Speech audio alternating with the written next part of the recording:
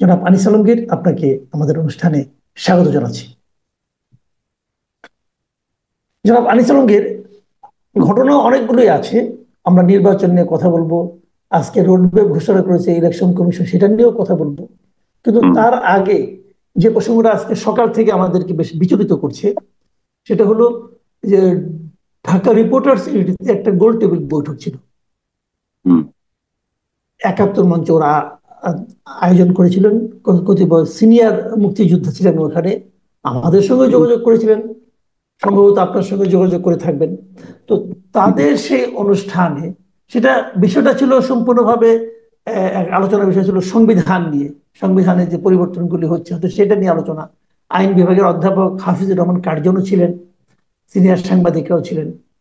হঠাৎ করে সেখানে কিছু লোক মব আকারে স্লোগান দিতে দিতে ঢুকে পড়েছে হ্যান্ড মাইক নিয়ে।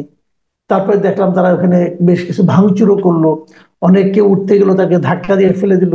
একজনকে দেখলাম হ্যান্ডমাইক দিয়ে বাড়ি দিয়ে ফেলে দিল।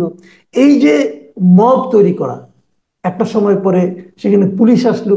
পুলিশ এসে যারা মব তৈরি করলো তাদের কিছু বললো না, মব দ্বারা যারা আক্রান্ত হলেন তাদেরকে ধরে নিয়ে গেলেন। তো এই ঘটনা, আমার ধারণা আপনি আপনি নিজেও এটা নিয়ে একটা সোশ্যাল মিডিয়া, ফেসবুকে একটা আপনার দিয়েছেন, পোস্ট দিয়েছেন। তো এই ঘটনাটাকে আপনি আসলে কিভাবে দেখছেন আমাদের এই সময়? না, এটা তো সরকারকে ডিফেম করার জন্য একটা বড় ধরনের চক্রান্ত মনে করি আমি।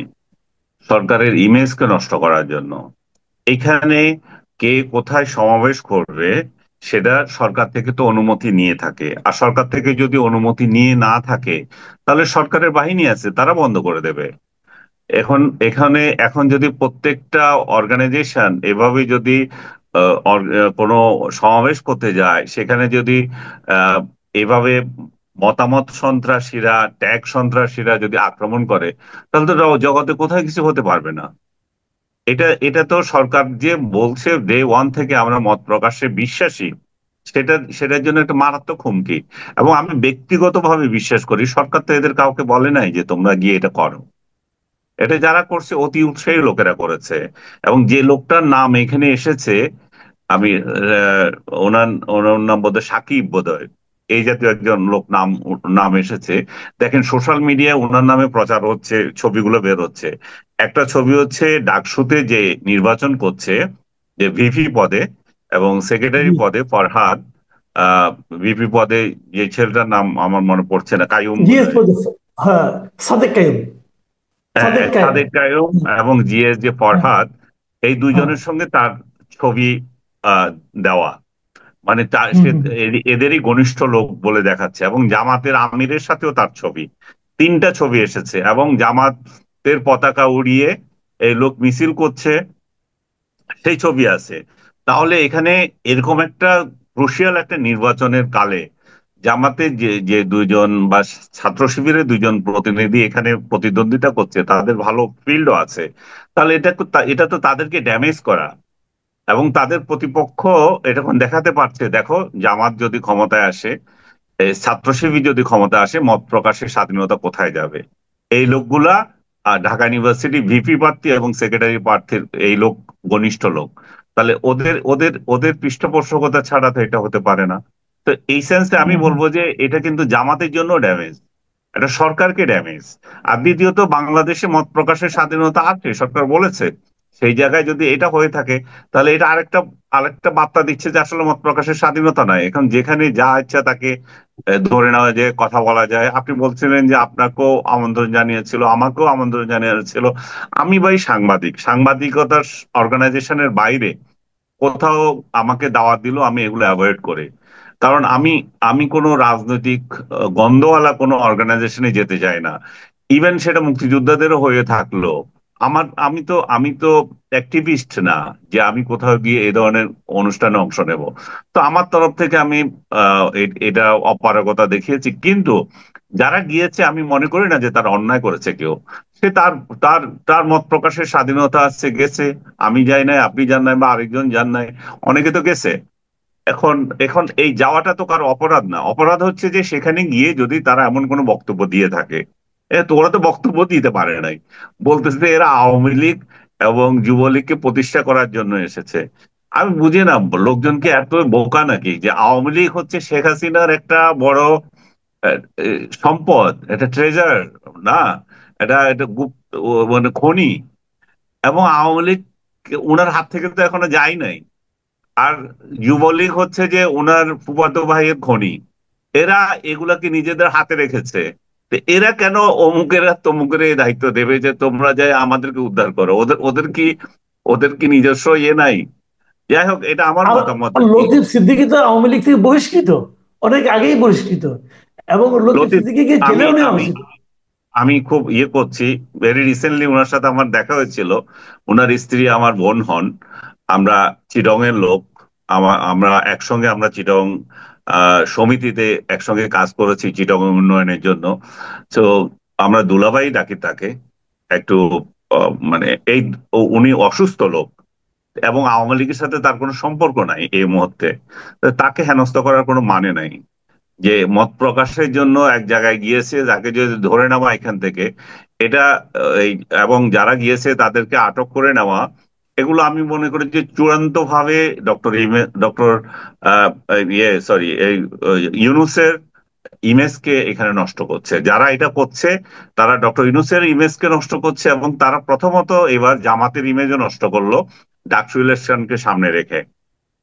সো এটা খুবই জি। উদ্বিগ্ন, এটা দিয়ে অন্যদেরকেও বার্তা দেওয়া যে তোমরা কথা বলো না। এটা আপনার প্রতি বার্তা হতে পারে, আমার প্রতি বার্তা হতে পারে, তুষার ভাইয়ের বার্তা হতে পারে, আরো কয়েকজনের প্রতি বার্তা হতে পারে যে কথা বলো না। তাহলে ওনারা এখানে আরেকটা ওনারা জিনিস, একটা আমি আরেকটা হুম, কথা বলি আপনাকে এখানে এই ফাঁকে। আমি আজকে দেখেছি, এটা আমি আসলে ইগনোরই করতাম, কিন্তু আমি মনে করি আলোচনা করার একটু দরকার আছে। হুম। আমাদের ওই যে ফ্রান্সের থেকে এক ভদ্রলোক, তার নাম আমি উচ্চারণ করতে চাই না, সে দেখলাম একটা আপনার পোস্ট দিয়েছে, আমাদের তিনজন, আপনি, আমি এবং ডক্টর আব্দুল তুষার, আমাদের ছবি সহ যে একটা ছবি ছিল, ওটা দিয়ে দেখছে এদেরকে এখনই গ্রেপ্তার করা নাকি খুব জরুরি। সে এরকম ভাবে বলছে। তো উনি কি অথরিটি নাকি? উনি কে? ওই ভদ্রলোক তো দেশে কোন আসে না, বিদেশে বসে সে দেশের এটা মধ্যে কোন এটা প্রথমত হচ্ছে কোন আইনে গ্রেপ্তার করবে? তাহলে শেখ হাসিনা যে আইন করে গেছে বিশেষ ক্ষমতা, সে ক্ষমতা আইনে তাহলে তাহলে সে সমর্থন করছে শেখ হাসিনার আইনগুলো। বঙ্গবন্ধু যে আইন করে দিয়ে গেছিল, যেগুলো তারা সমালোচনা করে, সেই আইনে। এছাড়া তো কি, আমি তো কোনো অপরাধ করি নাই। আপনি কি অপরাধ করছেন আমি জানি না, তুষার ভাই কি অপরাধ করেছে জানি না। জুলাইতে আপনি কথা বলেছেন, আমি জুলাইয়ের পক্ষে কথা বলেছি, তুষার ভাই কথা বলেছে। বরং সে জুলাইয়ের বিরুদ্ধে প্রথমে ভিডিও করেছে, বলছে এটা শেখ হাসিনার ষড়যন্ত্র। এই লোকের নাম উচ্চারণ করেন নাই। সেই লোক জুলাই আন্দোলনের বিরুদ্ধে যে বক্তৃতা দিয়েছে সেই ভিডিও তার আছে এখনো। এই লোক সেই লোক যে মুক্তিযোদ্ধাদের সংখ্যা নিয়ে জামাতের বিরুদ্ধে কথা বলেছে, সেই সংখ্যা আছে। সে এখন নিজে আবার এটা অস্বীকার করে। এই লোক সেই লোক যে শাহবাগ আন্দোলন করেছিল। আমরা তো শাহবাগের সমর্থক হয়ে সেখানে গিয়েছিলাম। শাহবাগের আন্দোলনের প্রধান উস্কানিদাতা তো এরাই। এরাই এখন আবার শাহবাগকে গালি দেয়। এর এর আপনি আরেকদিন কোথায় জানি বলেছেন এর মানসিক সমস্যা আছে। তার সাথে আমার ব্যক্তিগতভাবে দেখা হয়েছে বহুবার। আমরা একসঙ্গে একটা জিম করতাম, সরাসরি বলি সোনারগাঁয়ে জিমে সেও দেখা হতো আমার সাথে। আমিও যেতাম। আমরা শেখ হাসিনার সমালোচনা বহুবার করেছি, একসঙ্গে সুর মিলিয়ে করেছি। কিন্তু তার মধ্যে যেটা সবচেয়ে বড় সমস্যা যেটা আমি দেখেছি সেটা হচ্ছে যে তার এই যে ফ্যান ফলোয়ার ক্রেজিনেস। আমি আমি কাল পরশু একটা ভিডিও দেখেছিলাম, যে একটা রাখাল ছেলে, আপনি দেখেছেন কিনা জানি না, একটা রাখাল ছেলে কতগুলো ছাগল পেছন, একদল ছাগল তার পেছনে, এবং একটা অগ্নিকুণ্ডে সে বৃত্তে ঘুরলো ওই ওই রাখাল ছেলেটা এদেরকে নিয়ে, তাকে ফলো করছিল। হ্যাঁ, তাকে জি। ফলো করে তাকে ফলো করে ওই অগ্নিকুণ্ডের চারপাশে এই ছাগলগুলো ঘুরলো। এবং একটা সময় সে এই এই রাখাল ছেলেটা ওইখান থেকে সরে গেল, এবং দেখা যাচ্ছে যে এই ছাগলগুলা এই বৃত্ত আকারে অগ্নিকুণ্ডের চারদিকে ঘুরতেছে। এবং এই দৃশ্যটার সঙ্গে সঙ্গে আমার মনে হলো যে পিনাকির কথা, যে পিনাকি, যার নাম উচ্চারণ করতে আপনি দ্বিধা করছেন। আমার আমার আম- আমার মনে হচ্ছিল যে পিনাকি নিজেই এটাই মনে করে যে তার যে ফলো করছে তারা বোধহয় এই ছাগল প্রকৃতির লোক। এই ছাগলগুলোকে সে যেটা বলবে সেটাই করবে। ছাগলগুলোকে বলবে 32 নাম্বার আক্রান্ত করবে। ছাগলগুলোকে বলবে অমুকের এই কর, সেই করবে, ছাগলগুলোকে বলবে যে ডক্টর ইউনূস খারাপ, তার বিরুদ্ধে ভিডিও বানিয়ে গালাগালি করবে। এই লোক দেখেন, সে আসলে কি চায় আমি সেটাই বুঝলাম না ভাই। তোমার, আমি আরেকদিন তাকে একটা ভিডিওতে বলেছি যে পৃথিবীর অন্যান্য দেশে যাদের ফ্যান ফলোয়ার বাড়ে, তাদের একটা রেসপন্সিবিলিটি বাড়ে। তারা এই লোকগুলোকে দিয়ে সমাজের উন্নয়নমূলক কাজ করতে চায়, যে আমার ফলোয়াররা এই কাজটা করুক। আর সে এই লোকটা একটার পর একটা ধ্বংসাত্মক কাজ করা ছাড়া কোনো, তার কোনো ভালো নির্দেশনা নাই। সে ডক্টর ইউনূসকে গালাগালি করে, সে আসিফ নজরুলকে মা মাসি ধরে গালাগালি করে। সে গালাগালি করে না এমন কে আছে? সে বিএনপি নেতাদের তারেক রহমানকে গালাগালি করছে, তারপর সালাউদ্দিন ভাইকে গালাগালি করছে, মির্জা আব্বাসকে গালাগালি করছে, সবাইকে গালাগালি করছে। ইভেন জামাতের আমিরকেও গালাগালি করে আবার তার পা চাটে। সো এই যে এটা মেন্টাল রোগ ছাড়া আমি তো আর কিছু দেখি না। আমি পার্সোনালি তাকে একদিন জিজ্ঞেস করলাম, তার সাথে আমার যোগাযোগ আছে। আমি তাকে বললাম যে ভাই, এখন তো হাসিনা নাই, এখন বাইরে থেকে কি লাভ? দেশে আসেন। এই যে ডক্টর ইউনূস যে ভদ্রমহিলাকে স্বাস্থ্য খাতের দায়িত্ব দিয়েছে, এই মহিলার তো কোনো অভিজ্ঞতা নাই। আপনি স্বাস্থ্য খাতটাকে একটু দেখেন, তাদের সাথে যদি আপনার সম্পর্ক ভালো আছে, আপনি যদি স্বাস্থ্য খাতের দায়িত্বটা নেন তাহলে ভালো করতে পারেন। সে আমাকে বলছে যে আপনি কি মনে করেন যে আমাকে এই দায়িত্ব দেবে? আমি বললাম যে কেন দেবে না, আমি তো মনে করি দেবে, বিএনপিও দেবে আপনাকে, আপনি যদি চান। কয় না, আপনার ধারণা ভুল। তো আমার মনে হচ্ছে তার একটা ফ্রাস্ট্রেশন জাগছে, যে সে আশা করেছিল ডক্টর ইউনূস তাকে হেলিকপ্টার পাঠিয়ে নিয়ে আসবে, এবং এই যে তার ফ্যান ফলোয়াররা এখানে আন্দোলন করবে যে ইউনূস, ফিনাকিকে কেন আনো না। এই ধরনের একটা ফ্যান্টাসিতে ভুগে সে এইগুলো করছে। আমি তাকে হাত জোড় করে অনুরোধ করব, ভাই এইগুলা ছাড়েন। আপনার যেহেতু একটা সুনাম আপনি অর্জন করেছেন, ফ্যান ফলোয়ার আছে, এই দেশটাকে উন্নয়নের জন্য কিছু কাজ করেন। আমার ফ্যান ফলোয়ার পালার দরকার নাই। আমি ভিউ ব্যবসা নিয়ে করি না, আমার ওই ওই ফলোয়ার ব্যবসা করি না। আপনি এটা করছেন, খান, কিন্তু জাতির জন্য একটা কিছু করেন। আপনি শেখ হাসিনার পতনে ভূমিকা রেখেছেন, সেটাতে কি কেউ কোনোদিন আপনাকে কেউ কিছু বলেছি? বা আপনি বলেছেন, অন্য কেউ বলেছে? আপনার খুশি আপনি আন্দোলন করেছেন, আপনি করেন, কিন্তু মানুষগুলোকে ভালো কাজেই দেন। ডক্টর ইউনূস একটা একটা অভ্যুত্থান হয়েছে, আমাদের ছেলে মেয়েরাই তো এইসব অভ্যুত্থান ঘটিয়েছে। এই এই লোক অভিযোগ করেছে এদের নাকি আমরা সন্ত্রাসী বলেছি।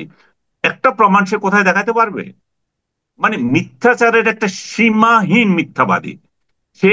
এই এই লোকগুলো মানুষগুলোকে উত্তেজিত করে একজনের বিরুদ্ধে লাগিয়ে দেওয়ার জন্য, এবং এইভাবে মানুষ, এবং তাদের আরেকজন হত্যা করার মেসেজ দেয়, একে হত্যা করো, আর ও মেসেজ দিয়ে কি এদেরকে বলবেন? জেলে নাও।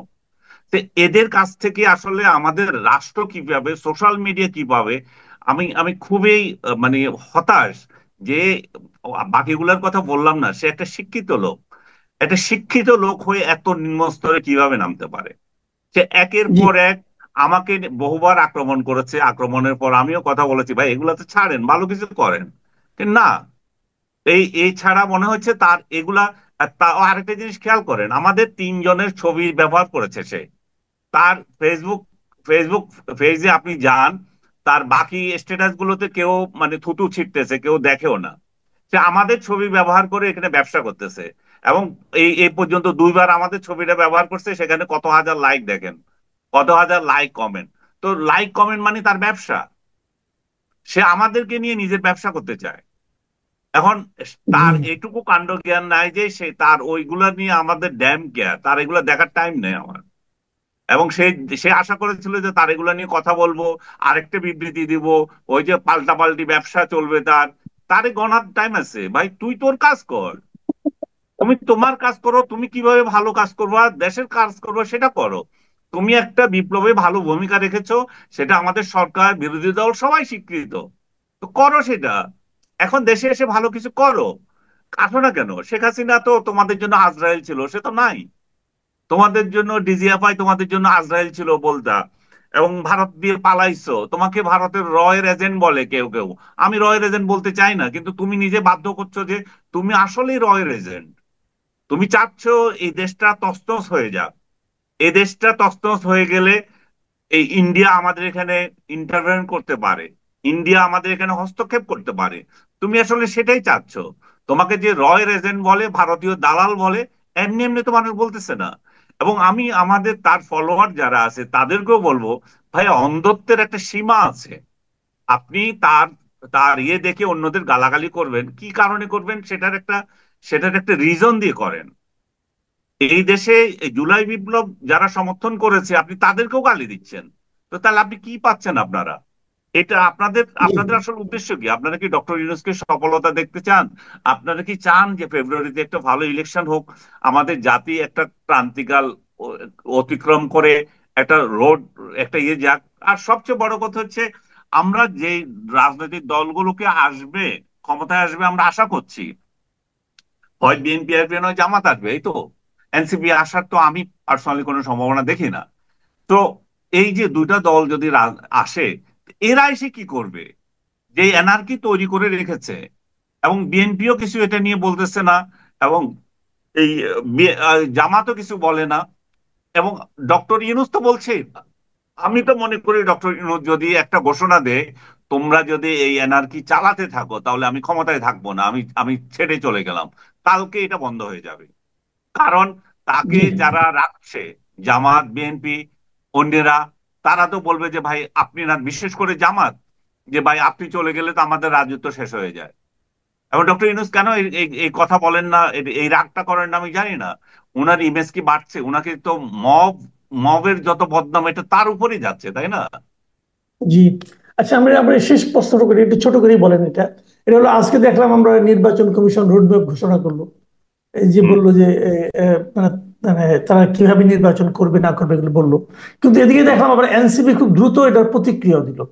এনসিপি হুম। বললো যে, যদিও ওরা বলেছে 2 মাস আগে তারা তফসিল ঘোষণা করবে, কতগুলো ভোট কেন্দ্র, কিভাবে ভোট কেন্দ্র হবে, এগুলো বললো। এনসিপি বললো যে জুলাই সনদ ঘোষণার আগে এই যে হুম। নির্বাচনী রোডম্যাপ ঘোষণা, এটা নাকি প্রতিশ্রুতি ভঙ্গের সামিল।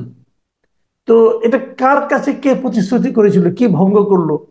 আর এই রোডম্যাপের কারণে কি নির্বাচনের ব্যাপারে আপনার আশাবাদ বেড়েছে কিনা? আমি আশাবাদী। আমি আমি চাই যে ইলেকশনটা যেভাবে হোক আমাদের সবার সহযোগিতা করা উচিত। আমি তো আমরা রাইট। যে আমি আপনি তুষার ভাই যেদিন একসাথে বসলাম, আমাদেরও তো সেটাই সেটাই আমাদের ইয়ে ছিল। এরা যে দেশকে অস্থিতিশীল করতে চায়, আমরা চাচ্ছি ডক্টর ইউনূসকে হাতকে শক্তিশালী করে কিভাবে একটা ইলেকশন হয়ে যায়, আমরা সেটাই চাই। আমাদের আমরা কেন দেশের ধ্বংস চাইবো? আর দেশের ধ্বংস যদি কেউ যদি না চায়, তাহলে তো নির্বাচনই চাইবে। এবং বিএনপি বলছে নির্বাচন চায়, জামাত বিএনপির নির্বাচনের বিরুদ্ধে তো এখনো কোনো কথা বলে নাই। তাদের স্ট্র্যাটেজি নিয়ে ইয়ে থাকতে পারে, আমার মনে হয় যে বিতর্ক এনসিপিও থাকতে সেটা পারে, মেনে রাইট। নেবে। এবং এই রাইট। রোডম্যাপ নিয়ে সবাই একটু পজিটিভ দৃষ্টিতে দেখা উচিত, ডক্টর ইউনূসকে হেল্প করা উচিত। দেখেন ইলেকশন কমিশন তো নিজে নিজে কি করবে? তার যেমন ক্ষমতা আছে, তাকে সরকার এবং রাজনৈতিক দল সবাই হেল্প করতে হবে। এবং স্টেক হোল্ডাররা যদি এক একজন এক কথা বলে, তাহলে ইলেকশন কিভাবে হবে? আমি ইলেকশন কমিশনের উপর আমার খুবই আস্থা আছে, নাসির সাহেবের উপর আমার খুব আস্থা আছে। আপনি বলতে পারেন চিটং এর লোক এই জন্য কিনা, সেটাও বলতে পারেন। আমাদের চিটং এর লোক প্রধান উপদেষ্টা, আমাদের বদ্দার উপর যেমন আস্থা আছে, তেমনি আমাদের বদ্দা যারা নিয়োগ দিয়েছে তার উপর আমার আস্থা আছে। আমি সত্যিকার অর্থে বিশেষ করে ইলেকশন কমিশন, প্রধান ইলেকশন কমিশনের উপর বড় আস্থা রাখি। উনি একটা সুন্দর নির্বাচন দেবেন, এবং উনি ব্যক্তিগতভাবে আমি জানি উনি ভালো মানুষ। জি জি। অনেক ধন্যবাদ, অনেক ধন্যবাদ জনাব আনিস আলমগীর। প্রিয় দর্শক, আপনারা শুনলেন যে মব সংস্কৃতি, মব ভায়োলেন্স, এটা আসলে এখন কিন্তু আত্মঘাতী মানে একটা চেহারা পেয়ে বসেছে। কারণ যে লোকটা এর নেতৃত্ব দিয়েছে তিনি জামাতের সঙ্গে সংশ্লিষ্ট। এবং এটা যদি এটাই হয়, তাহলে তো উনার নিজের দলেরই এতে ক্ষতি হবে। আবার সরকারের মানে আপনার যে ইমেজ আছে সেটা নষ্ট হবে। তো এগুলো কেন হচ্ছে এটা আমরা বুঝতে পারছি না, কিন্তু আমরা চাইবো যে এই ধরনের মানুষের মত প্রকাশের যে স্বাধীনতা, সেটা যেন অবাধ হয়, সেটা যেন বাধাহীন হয়। আশা করি আপনাকে আপনি আমাকে ধন্যবাদ। শুনতে পাচ্ছেন। জি। আমি শুনতে পাচ্ছি। আপনি আপনি নিশ্চয়ই খেয়াল করেছেন আমি একটা লম্বা ভূমিকা দিলাম, এবং সেই ভূমিকায় সাপ্রিবাদ নামক একটা শব্দ ব্যবহার করলাম, যে শব্দের অর্থটা আমি আপনার কাছ থেকেই আজকে কিছুক্ষণ আগে ব্যাখ্যা করে নিয়েছি। আমি নিজে জানতাম না আসলে সাপ্রিবাদ জিনিসটা কি। আমরা এই সাপ্রিবাদ দিয়ে পরে আলোচনা করব। আগে বরং আমরা এই যে রাস্তায় নেমে যে আন্দোলন করাটা, আজকে প্রকৌশল বিশ্ববিদ্যালয়ের স্টুডেন্ট এবং শিক্ষক এবং প্রকৌশলীদের যে আন্দোলন, এটা নিয়ে একটু কথা বলতে চাই। আপনি এই আন্দোলনটা সম্পর্কে নিশ্চয়ই ওয়াকিবহাল আছেন, এটাকে আপনি কিভাবে দেখছেন? আমি শুরুতেই একটা কথা বলাটা খুব প্রয়োজন, সেটা হচ্ছে দেখেন, আহ উন্নত উন্নত দেশ নয়, মানে একদম ডেভেলপ কান্ট্রি নয়, বাংলাদেশের আশেপাশের বা একটু উন্নত যে সকল দেশ আছে, সে সকল দেশেও আপনি যদি কখনো যান, সেই সকল দেশের প্রধান ইন্টারসেকশন বন্ধ করে আন্দোলন হচ্ছে, মানুষকে আটকে রাখা হচ্ছে ঘন্টার পর ঘন্টা, এটা একটা অকল্পনীয় দৃশ্য। এটা আপনি দেখবেন না, এটা এটা এটা অসম্ভব বিষয়। তো প্রথম কথা হচ্ছে যে আসলে রাস্তা বন্ধ করে, প্রধান সড়ক বন্ধ করে আন্দোলন করার যে রীতিটা বাংলাদেশে চালু হয়েছে, যাকে আমি অপসংস্কৃতি বলবো, যাকে আমি এক ধরনের সন্ত্রাসবাদ বলবো, সেটা আসলে বন্ধ হওয়া প্রয়োজন। এটা কোনো অবস্থাতেই সমর্থনযোগ্য নয়। এটা হেফাজত হোক, এটা শাহবাগ হোক, এটা আপনার গণজাগরণ মঞ্চ হোক, এটা যে যাই হোক না কেন, আপনি দেশের অন্য কোনো নাগরিকের চলাচলের পথ আটকে তাকে জিম্মি করে কোনো কিছুর জন্য চাপ দিতে পারেন না। এটা অন্যায়, এটা করা যাবে না। দেখেন, একটা দৃশ্য আপনি আপনি হয়তো অনলাইনে দেখেছেন, যে যখন এই জল কামান দেয়া হচ্ছে, জল কামান দিয়ে মারছে, শিক্ষার্থীদের সঙ্গে পুলিশের আপনার মারামারি কাটাকাটি চলছে, একটা ছেলেকে, একটা ফুটপাতের উপরে তার সঙ্গে ধস্তাধস্তি হওয়ার পরে একটা ছেলেকে একদল পুলিশ একসাথে যেভাবে পিটিয়েছে, একেবারে দল ধরে, আপনি বিশ্বাস করেন আমার আমার আমার হৃদয়টা কেঁপে উঠেছে। আমি আমি আবারও বলছি, নিশ্চয়ই নিশ্চয়ই হয়তো আইন ভেঙে যমুনার দিকে যাওয়াটা হয়তো অন্যায়, পুলিশ হয়তো অ্যাকশন নিয়েছে, সেটাও হয়তো পুলিশের দিক থেকে ঠিক আছে একদিক থেকে। কিন্তু এইভাবে এইভাবে মারা, এইভাবে আপনার বল প্রয়োগ করা, আবার সন্ধ্যার সময় যে তার জন্য মাপ চাওয়া, আমি আমি তো কিছু বুঝে উঠতে পারছি না। এই কিছুক্ষণ আগে, আজকে সন্ধ্যার সময় ঢাকা পুলিশ কমিশনার যে তিনি আবার দুঃখ প্রকাশ করেছেন, মাপ চেয়েছেন। আমার কাছে মনে হয় কি জানেন, এই সরকারের অনেকগুলো দিক আছে, অনেকগুলো দিকের মধ্যে একটা খুব সফলতার দিক আছে। এই সরকার আপনার দুঃখ প্রকাশে আর মাপ চাওয়াতে চ্যাম্পিয়ন। ধরেন কিছু না হইলেই মাপ চাবে, কিছু না হলেই দুঃখ প্রকাশ করবে, কাজের বেলায় ঠনঠনা। এই সমস্যাটা যে আজকে এই পর্যন্ত আসলো, এত দূর পর্যন্ত আসলো, এবং আপনার সাথে এখন কথা বলছি, আগামীকাল দিনের বেলা সারা দেশে এই শিক্ষার্থীরা আপনার ব্লকের কর্মসূচি পালন করবে, তাদের সকল শিক্ষা প্রতিষ্ঠান বন্ধ। সারাদিন কি ঘটবে না ঘটবে আমি জানি না। এই সমস্যাটা সমাধান করার জন্য কার্যকর উদ্যোগ কেন আগে নেওয়া হলো না? আবার দেখেন, খুব ইন্টারেস্টিং, এই সমস্যার সমাধান করার জন্য আপনার একটা কমিটি গঠন করে দেওয়া হলো। খুব সম্ভবত সেই কমিটিতে শিক্ষা উপদেষ্টা ছিলেন না। আমি তো রিজওয়ানা হাসানকে দেখলাম, আর ওই যে সড়ক পরিবহনের যিনি উপদেষ্টা মহোদয় আছেন তাকে দেখলাম। শিক্ষা উপদেষ্টার কথাই আমার জানা নেই। তাহলে সমাধান হবে কিভাবে? আপনি তো সমাধান করার জন্য কার্যকর কোনো উপায়ও বের করতে পারছেন না, সমাধান করার জন্য কার্যকর পদক্ষেপ নিতে পারছেন না। যেখানেই যাচ্ছেন গুগলেট পাকায় ফেলছেন, আর কি করছেন, কিছু করতে না পেরে এসে ঘুরে এসে আপনি মাপ চাচ্ছেন, দুঃখ প্রকাশ করছেন। আপনাকে মাপ চাওয়ার জন্য, দুঃখ প্রকাশ করার জন্য ওই চেয়ারে বসানো হয়নি। আপনাকে সমস্যার সমাধান করে মানুষের ন্যায্য অধিকার বা প্রাপ্য বুঝিয়ে দেওয়ার জন্য আপনাকে ওখানে বসানো হয়েছে। আমরা চাই না আপনি জি প্রতিদিন মাপ চাচ্ছেন, ক্ষমা চান। জি, আপনার কথা পরিষ্কার। আমি আরেকটা প্রসঙ্গ আপনাকে ভূমিকাতে আমি বলেছিলাম যে আজকের তো সর্বশেষ আন্দোলন, এবং প্রথম আন্দোলনটা ছিল আউটসোর্সিং নিয়ে। আউটসোর্সিং এর যে ব্যাপারটা, এটা কিন্তু অনেকে বোঝেন না যে এটা আসলে কত অমানবিক একটা কাজ বাংলাদেশে চলছে। দেশে একটা শ্রম আইন আছে, আমি যদি শ্রম দেই, আমি সেই শ্রমের বিনিময়ে আমি কি পাবো কি পাবো না সেটা গভর্নমেন্ট আইন করে দিয়েছে। এটা এই দেশের মানে ল অফ ল্যান্ড বলতে পারেন আপনি, এই মাটিতে কাজ করলে হতে হবে। তো আউটসোর্সিং তো শ্রম আইনের সঙ্গে সাংঘর্ষিক। একটা, আমি আমার প্রতিষ্ঠানে একটা লোক দিব, সেদিন আমি একজন ঠিকাদার নিয়োগ করব, ঠিকাদারকে আমি কমিশন দিব, এবং ঠিকাদার ওই লোকগুলির সঙ্গে কি আচরণ করছে, সে আচরণ কিন্তু শ্রম আইনের সঙ্গে সাংঘর্ষিক কি সাংঘর্ষিক না এটা দেখারও কেউ নেই। তো এই যে মানুষের মানে আপনার শ্রমকে মানুষকে জিম্মি করে দেওয়া আরেকটা সুবিধাবাদী গোষ্ঠীর কাছে, এটা নয় আগের গভর্নমেন্ট করেছে, কারণ তাদের নিজস্ব কিছু পান্ডা ছিল, সে পান্ডাদেরকে টাকা পাইয়ে দেওয়ার জন্য তারা এটা করেছে।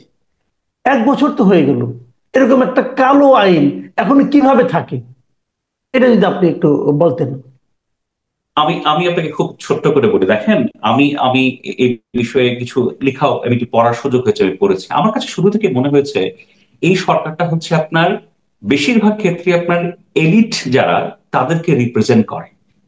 এই সরকারের যারা দায়িত্বপ্রাপ্ত আছেন তারা হচ্ছে সমাজের উঁচু শ্রেণীর মানুষ। দেখেন, এটা একটা এমন একটা ইউনিক সরকার গঠিত হয়েছে বাংলাদেশে, যারা আপনার বাংলাদেশকে একেবারে বদলে দিতে পারতেন, বাংলাদেশকে আপনার অন্য জায়গায় নিয়ে যেতে পারতেন। আপনি আমাকে বলেন তো, এই সরকারে তাদের শ্রমিক রাজনীতি করেছেন, শ্রমিক সংগঠন করেছেন, শ্রমিকদের পালস ভালো বোঝেন, গরিব মানুষকে ভালো বোঝেন, গরিব মানুষের হাঁড়ির খবর ভালো জানেন, এমন কোনো প্রতিনিধি এই সরকারে আছে? নাই। হুম। এই সরকার হচ্ছে এলিটস দিয়ে ভরা, আর কিছু লোক আছে একদম অযোগ্য দিয়ে ভরা, যাদেরকে আমার কাছে মনে হয়েছে ডক্টর মোহাম্মদ ইউনূস সাহেব শুধুমাত্র কোন একটা পুরস্কার দেবেন বলে বা নিজের পক্ষে রাখবেন বলে কিছু লোককে এখানে নিয়োগ দিয়েছেন।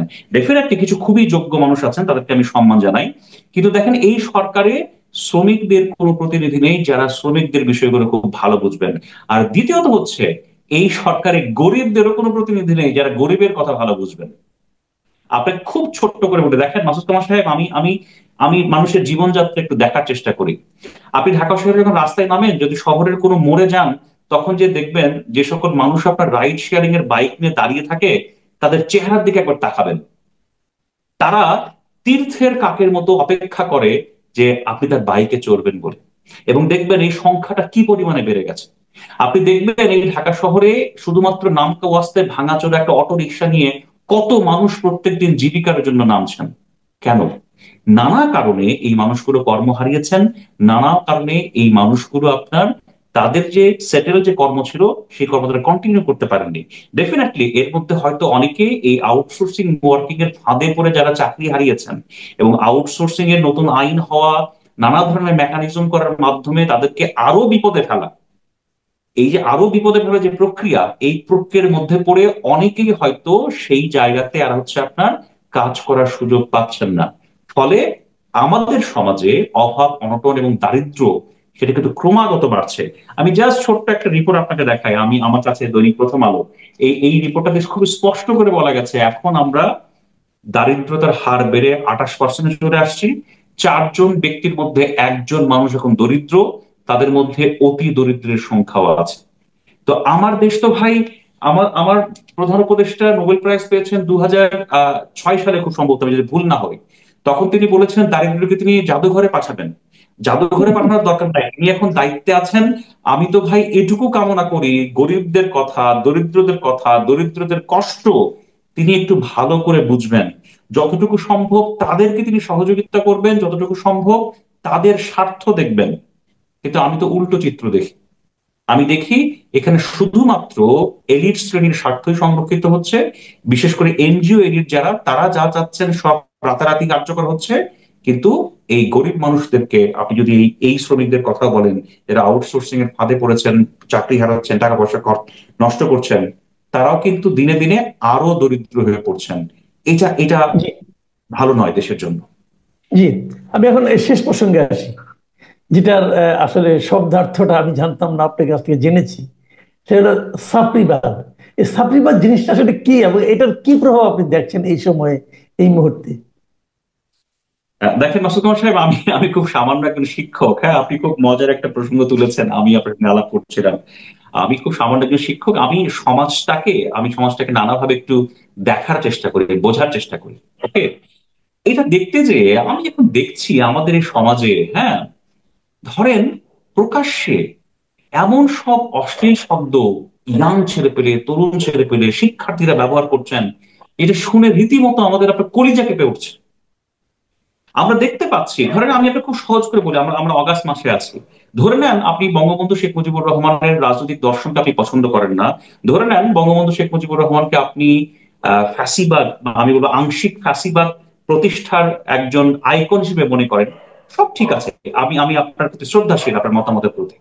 কিন্তু বাংলাদেশের মুক্তিযুদ্ধে, বাংলাদেশের ইতিহাসে তো এই ভদ্রলোকের একটা অবদান আছে, সেটা তো অস্বীকার করতে পারবেন না। আপনি আমাকে বলেন তো, সেই ভদ্রলোকের মৃত্যু দিনে যাকে হত্যা করা হয়েছে 15ই অগাস্ট, সেই দিন রাতের বেলা ঢাকা বিশ্ববিদ্যালয়ের ছেলেপেলেরা আপনার গান বাজিয়ে ডিজে নাচ নাচছে। এটাকে আপনি কি বলবেন? এটা আপনি কোন কোন কোন আপনার কাঠামোতে এটাকে আপনি এন্ডোর্স করবেন? এটি কোন সংস্কৃতি? আপনি আমাকে বলেন, যদি যদি ধরে নিলাম এখন যারা ক্ষমতাসীন বা ক্ষমতায় আসবেন, তারাও তো ক্ষমতায় 5-6 বছর থাকবেন বা 10 বছর থাকবেন, হ্যাঁ। তারপরে যদি ধরেন এখনকার যারা ক্ষমতাহীন যারা, তারা যদি কখনো ক্ষমতায় আসেন, এবং বর্তমানে এরপরে যারা ক্ষমতাসীন হবেন রাজনৈতিক দল, তাদেরও তো রাজনৈতিক প্রধান পুরুষ আছেন বা আইকন আছেন, তাদের মৃত্যু দিনে কেউ যদি আপনার ডিজে গান বাজায়, কেউ যদি নাচানাচি করে, আপনার ভালো লাগবে? বা ধরে নেন আমি আপনাকে ছোট্ট করে বলি, আমার বাইরে শব্দ হচ্ছে, ছোট্ট করে বলি আপনার, যদি যদি ব্যাপারটা এমন দাঁড়ায় যে বিশ্বের কেউ যদি দেখে যে one of the your founding father's, আমি বলছি না আপনাকে বঙ্গবন্ধুকে জাতির পিতা মানতেই হবে, আপনার ব্যক্তিগত সিদ্ধান্ত, কিন্তু বঙ্গবন্ধু তো আমাদের one of the founding fathers মাস, এটা তো আপনি বুঝতে পারবেন না।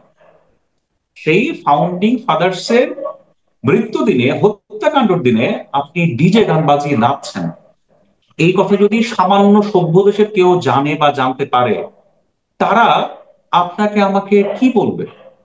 আমার কাছে মনে হয় আমরা আংশিক ফ্যাসিবাদ, আমি আপনাকে ছোট্ট করে বলি, শেখ হাসিনার রাজত্বকাল বা শেখ হাসিনার সময়কালটা কিন্তু পুরোপুরি ফ্যাসিবাদ কিনা সেটা নিয়ে তর্ক আছে।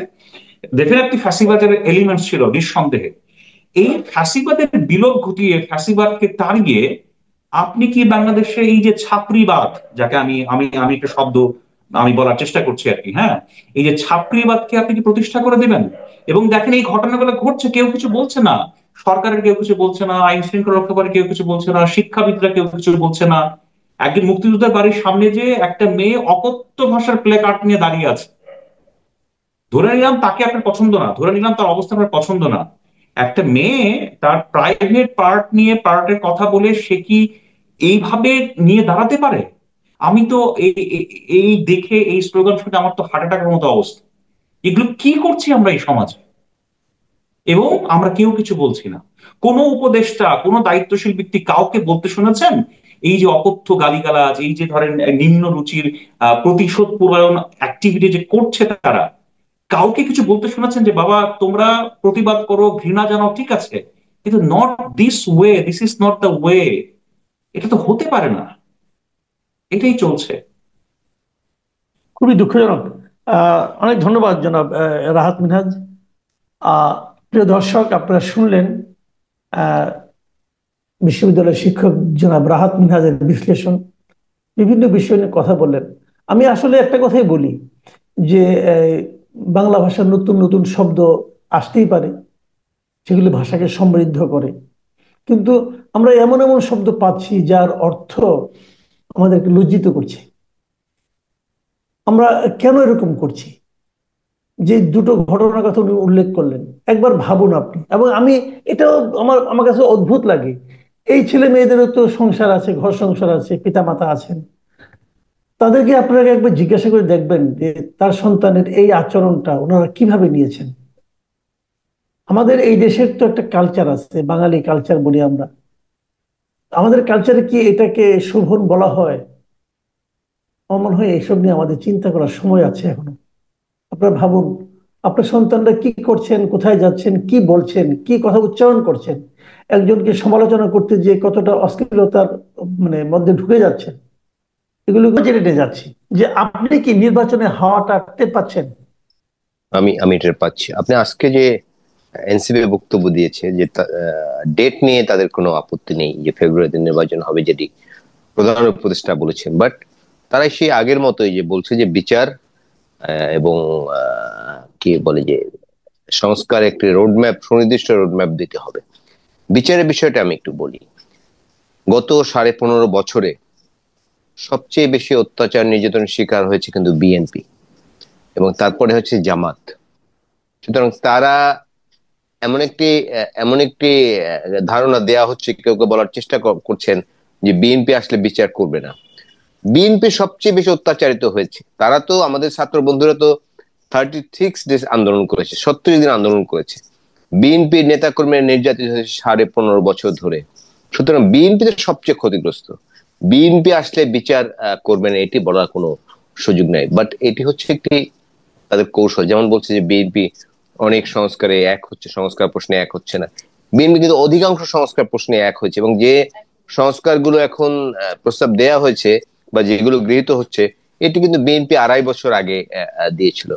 সুতরাং এটি হচ্ছে বিএনপিকে মেললাইন করার একটি চেষ্টা। আপনি দেখবেন যে এখন যদি আপনি ফেসবুক সহ নানা যে আমাদের সামাজিক যোগাযোগ মাধ্যম আছে, সেখানে কিন্তু বিএনপিকে নানাভাবে যত রকম পন্থা আছে সেটি প্রয়োগ করেই তারা কি বলে যে লিখছে, কথা বলছে। আপনি দেখুন একটি বিষয়, আপনি দেখুন বিএনপির ব্যাপারে বলা হচ্ছে যে বিএনপি চাঁদাবাজি করছে।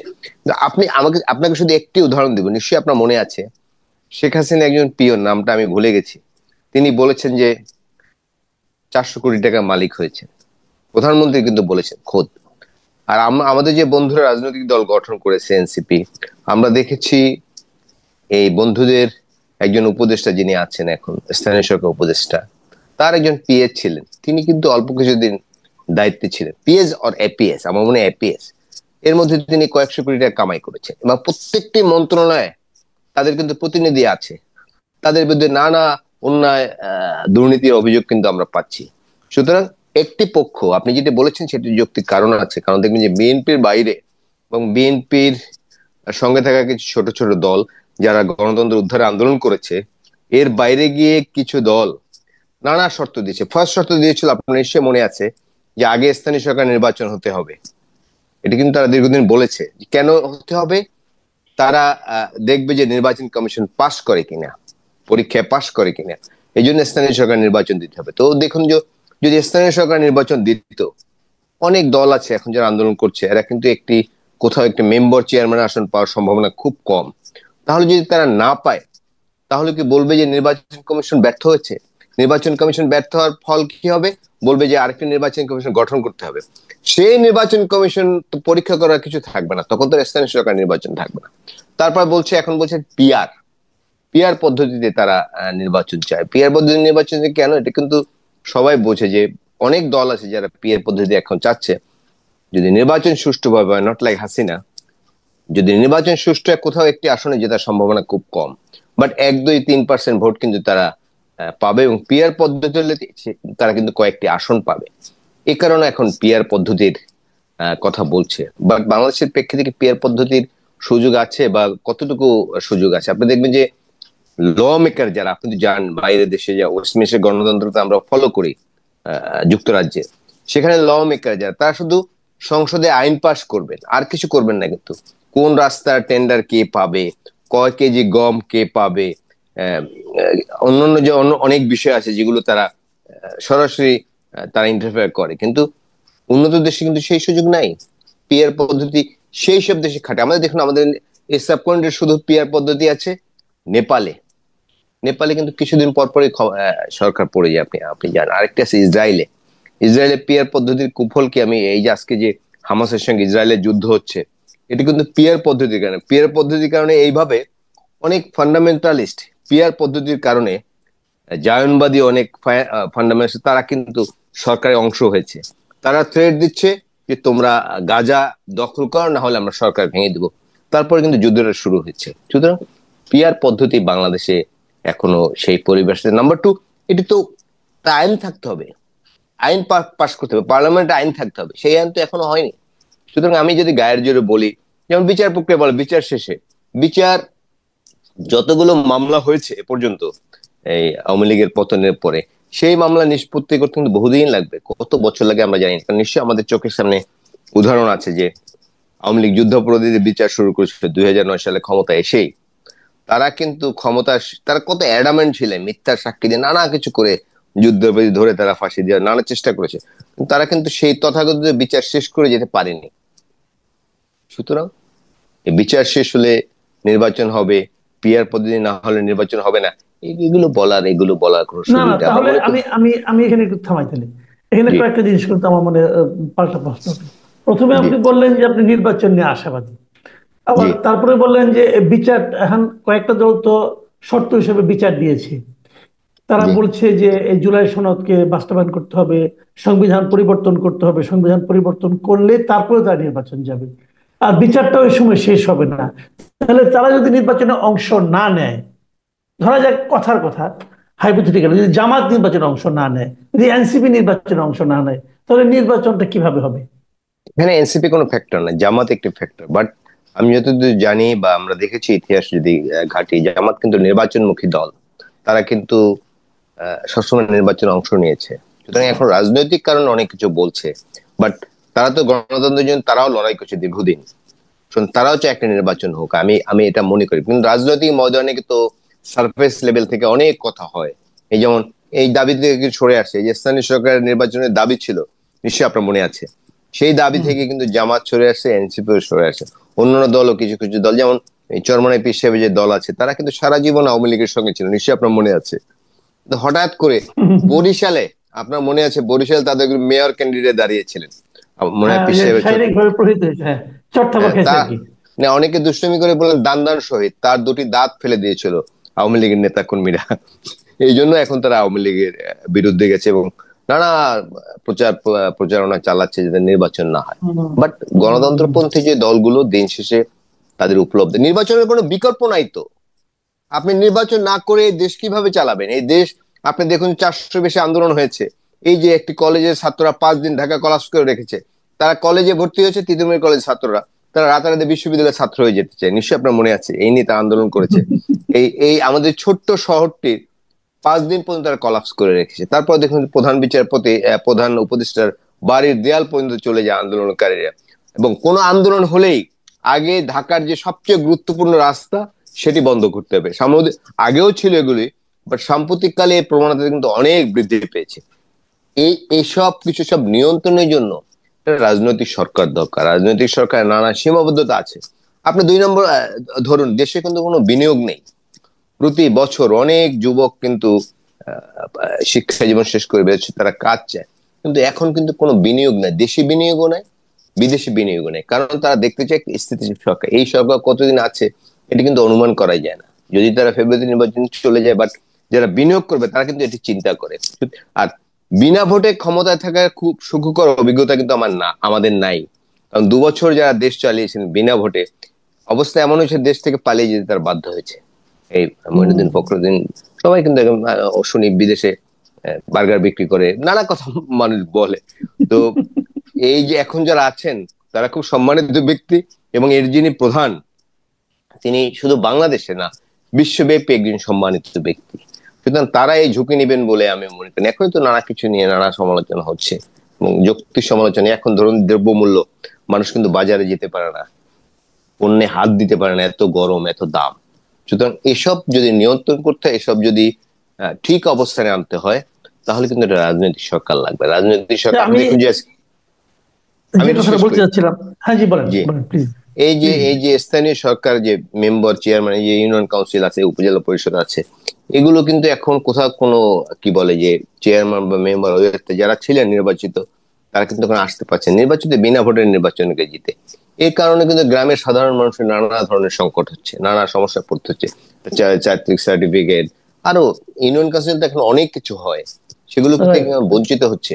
এই সুতরাং নির্বাচন দিয়ে আগে একটি নির্বাচিত সরকার আসলে, স্থানীয় সরকার নির্বাচন দিয়ে প্রকৃত প্রতিনিধি, নট লাইক আওয়ামী লীগের প্রতিনিধি, বিনা ভোটে শুধু আমি টাকা দিয়ে নেতাকে ম্যানেজ করলাম, নেতা আমাকে প্রতীক এনে দিলেন এবং আমি নির্বাচন জিতে, কোনো ভোট টোট কিছু নেই, এরকম না। যদি প্রকৃত জনপ্রতিনিধি নির্বাচন হয়ে আসে, তাহলে কিন্তু আমাদের অনেকগুলো সংকট কেটে যাবে। আচ্ছা, আমি যে প্রসঙ্গটা নিয়ে আজকে খুব আলোচনা হচ্ছে, এই যে রাজনীতির ভাষা, পরস্পরকে বুলিং করার যে একটা টেন্ডেন্সি, তো এই বিষয়টা আমাদের রাজনীতির জন্য কি ইতিবাচক কোনো ইঙ্গিত বহন করছে? ভয়াবহ ইঙ্গিত বহন করছে। আপনি কদিন ধরে দেখবেন যে বিএনপির ভারপ্রাপ্ত চেয়ারপারসন যিনি এবং বিএনপির মহাসচিব, তারা বলেছেন দেশে এক ধরনের কি মৌলবাদের বিস্তৃতি ঘটতে পারে বা ঘটতে যাচ্ছে। আপনি দেখুন, আপনি ফজলুর রহমান সাহেব, তিনি একসময় ছাত্রলীগ করতেন, এখন তিনি বিএনপি চেয়ারপারসন উপদেষ্টা। তিনি মুক্তিযুদ্ধের প্রশ্নে অনেক কথা বলছেন। কারণ আমরা এই এই এই জেনারেশনের দিকে মহিউদ্দিন জাহাঙ্গীরকে বলা হয় দেশদ্রোহী, আর পাকিস্তানে যিনি মারা গেছেন, আপনি প্রজন্মটিকে বুঝতে পারবেন কিন্তু যে তাদের মেন্টাল মেকআপটা কেমন, অনেক বুঝতে পারবেন। তো তিনি বলেছেন মুক্তিযুদ্ধের প্রশ্নে অনেক কথা বলেছেন, হয়তো ফাঁকে 2-1টি কথা এই যারা আন্দোলন করেছে, যারা এই শুধু 70 দিন আন্দোলন করে পুরো ক্রেডিট নিতে চায়, তাদের ব্যাপারে অনেক কথা বলেছেন তিনি। এই জন্য তার বাড়ি গিয়ে মব সৃষ্টি করতে পারে। তিনি একজন বয়োজ্যেষ্ঠ মানুষ, হি ইজ মোর দ্যান 75, এটা তো একটা সম্মানও আছে, তিনি একজন মুক্তিযোদ্ধা। এখন যদি আমার সব সব ক্ষোভ মুক্তিযুদ্ধের উপর গিয়ে পড়ে, তাহলে তো হবে না। যেমন ঢাকা বিশ্ববিদ্যালয়, আজকে আমি ঢাকা বিশ্ববিদ্যালয় ধন্যবাদ দিতে চাই, নির্বাচন যিনি রিটার্নিং কর্মকর্তা, তিনি বলেছেন মুক্তিযুদ্ধের ইতিহাস কোন ব্যক্তি সম্পর্কে কোনো ধরনের মন্তব্য করতে পারবেন। আপনি দেখুন ঢাকা বিশ্ববিদ্যালয় রাতে সাধারণ ছাত্রের ব্যানারে মিছিল করে তারেক রহমান, এমন সব নিশ্চয় আপনি ঢাকা বিশ্ববিদ্যালয় ছাত্র, আমিও ঢাকা বিশ্ববিদ্যালয়ের ছাত্র, আমরা দেখেছি ঢাকা বিশ্ববিদ্যালয় কেমন চলেছে। এখন দেখুন সাধারণ ছাত্রছাত্রীর ব্যানারে রাতে নেমে যায়, আপত্তিকের ভাষায় মানুষকে গালাগালি করা হয়। এই যে ফজলুর রহমান সাহেবকে চিন্তা করুন, তিনি প্রাণ ভয়ে সাংবাদিক সম্মেলন করেছেন, তিনি প্রাণনাশের হুমকি পাচ্ছেন, শুধু দেশ থেকে না বিদেশ থেকে। এটা তো আমাদের মুক্তিযুদ্ধের চেতনা না।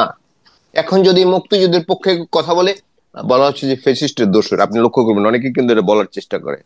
সুতরাং এই প্রবণতা থেকে বেরিয়ে আসতে হবে। এই একটি জেনারেশন, আমি অত্যন্ত দুর্ভাগ্যজনক ভাবে, আমি কেন জানি না, তারা কেমন, আপনি পোস্ট গুলো দেখবেন, কোন সংহতির বিষয় তাদের মধ্যে নেই। বিরোধ কিভাবে দেখুন, এক স্বৈরাচারকে বহু কষ্ট করে আমরা বিদায় দিয়েছি, এখন এক ধরনের স্বৈরাচার হচ্ছে, আমি যা ভাববো এটাই চূড়ান্ত, এর বাইরে আর কোনো কথা। এটা তো এক ধরনের ফ্যাসিস্ট আচরণ, তাই না? এগুলো কিন্তু হচ্ছে এখন।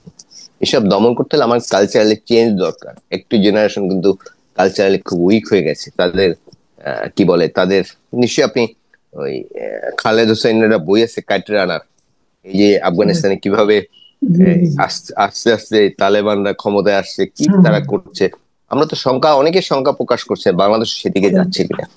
বাট আমরা চাই না, একটা জিনিস আপনি খেয়াল করবেন, এটা কিন্তু আমি আসলে অন্য দিকেও দেখছি। না, আপনি যে ঐক্যের কথা বললেন, জাতীয় ঐক্যের কথা, এটা আমি সবসময় বলি যে জাতীয় ঐক্য ছাড়া কিন্তু জাতীয় অগ্রসর হতে পারে না। কিন্তু এখন কি সেই বাস্তবতাটা আমি ব্যক্তিগতভাবে খুবই আশা করেছিলাম ডক্টর ইউনূসের মাধ্যমে আমরা সেই জাতীয় ঐক্যটা আমরা করতে পারবো। কিন্তু আমার কাছে মনে হচ্ছে যে না, আমরা সেটা আসলে অনেক দূরের ব্যাপার হয়ে যাচ্ছে। মানে যেমন ধরেন আমি একটা এক্সাম্পল বলি, যে রাজনৈতিক ভাবে যে আওয়ামী লীগের যারা আওয়ামী লীগ করে, যারা আওয়ামী লীগ করতো এক সময়, তারা রাজনৈতিক কর্মকাণ্ড তাদের নিষিদ্ধ করা হয়েছে, কিন্তু তাদের জীবনযাপনও কিন্তু আতঙ্কের মধ্যে সবসময় তারা থাকতে হচ্ছে, বাইরে থাকতে পারছে না। কিন্তু এটা কেন? তাদের তো নিরাপত্তা দেওয়া উচিত ছিল। এবং সবচেয়ে বড় কথা হলো, আমি তো মনে করি এদের কথা বলতে না দেওয়ার আমরা নেতিবাচক ফলটা কিন্তু দেশের বাইরে দেখতে পাই। এই যে মাহফুজ আলমকে ওখানে তাকে হেনস্থা করার চেষ্টা করা হলো, এটা কি আমাদের পৃথিবীর কাছে আন্তর্জাতিক পর্যায়ে আমাদের মান সম্মানকে বাড়ালো? বা এটা তো একই জিনিস। এর আগে জনাব আসিফ নজরুল, তাকে কিন্তু হেনস্থা করার চেষ্টা করা হয়েছে বোধহয় জেনেভায়, হ্যাঁ, এটা তো সুইজারল্যান্ড। এটা তো আমরা প্রত্যাশা করি, বাট এই সংস্কৃতি আগেই আছে। আমি অনেকবার জাতিসংঘ কভার করতে গিয়েছি, যখন যে প্রধানমন্ত্রী থাকে, বিরোধী দল দ্বারা থাকে, প্রধানমন্ত্রী যেদিন জেএফকে বিমানবন্দরে যান নিউ ইয়র্কের, সেদিন কিন্তু দলগুলো দুপাশে দাঁড়িয়ে প্রতিবাদ করতে দেয়। এক দল তাকে স্বাগত জানান, আর এক দল তাকে তার বিরোধিতা করে যে তিনি যেন না আসতে পারেন। এটা বাঙালি সংস্কৃতি। আমার মনে হয় ইভেন ভারত, পাকিস্তান, আমাদের তো এই উপমহাদেশের দেশ, দেশের বাইরে কিন্তু তাদেরও এরকম কোনো রাজনৈতিক শাখা আছে বলে আমি দেখিনি। কিন্তু যেমন জাতিসংঘের সামনে আমরা যখনই যাই, আমরা দেখেছি এই যে ফ্যাসিস্ট শেখ হাসিনার আমলে বহু মানুষ বিক্ষোভ করেছে, এবং নিউ ইয়র্কের পুলিশ একদম দাঁড়িয়ে থাকতো। ওখানে তো অন্য ধরনের কালচার। তো এগুলো আসলে দেশের জন্য কোনো ভালো ফল বয়ে আনতে পারে না। আর এগুলো তো সারা বিশ্বে এগুলো প্রচার হয়। আমাদের দেশের মানুষ অনেক জায়গায় কিন্তু ভিসা বন্ধ হয়ে যাচ্ছে। আমি শুনলাম যে ভিয়েতনাম, মোটামুটি আমাদের পর্যায়ের দেশ, সেখানে কি বাংলাদেশের মানুষকে এখন ভিসা দিচ্ছে না। এইসবের ফলেই তো হচ্ছে এগুলি। এই এখন ব্যাংকক যাবেন আপনি, ব্যাংকক তো আপনি থাকতে যাবেন না, কিন্তু ব্যাংককে ভিসা পেতে কিন্তু আপনার আমেরিকার ভিসা পাওয়ার চেয়ে কঠিন এখন। এগুলো হচ্ছে আমাদের দেশের মানুষ, বিশেষ করে যারা বাইরে যান, তারা যায় নানা অপকর্মের সাথে জড়িত হন, বিশৃঙ্খলা সৃষ্টি করেন।